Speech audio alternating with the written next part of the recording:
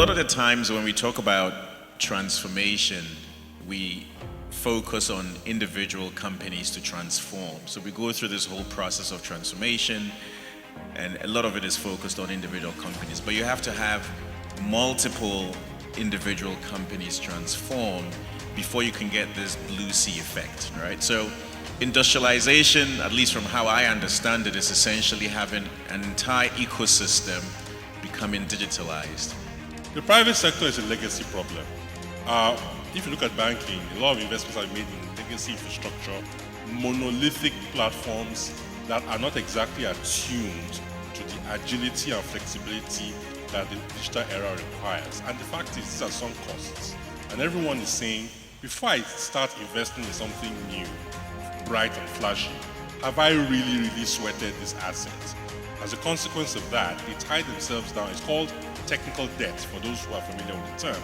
They tie themselves down to those investments and reduce their flexibility to be able to adopt, which is why the fintechs are ahead of everyone.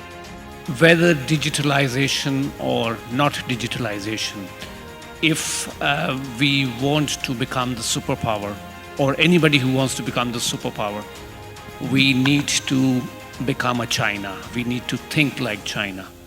And China is, on the macro level, they may have as many policies, but on the micro level, it's simply about increasing the efficiency of each of their citizens, of each worker.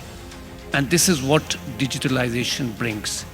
So I think we come in as advisors, we help them build strategies and we help them implement these strategies, and we work with them along every step of the way. So I think that's where we come So in. there is human in the loop. ChatGPT can't do that, right? ChatGPT can't do that. ChatGPT can't reach the unbanked, for example. ChatGPT, is limited. And as my panelists said here, all ChatGPT knows is what you put in, but human beings have the creativity. We have that. There's that human element that is missing, that if you don't put it in, ChatGPT doesn't know what to spit out. So I think we still play a role, and I think technology will still continue to play a role in this space. The solutions we are providing in digitalizing the processes of various sectors applies for both private and public sector. Everybody has a plan to digitally transform one way or the other.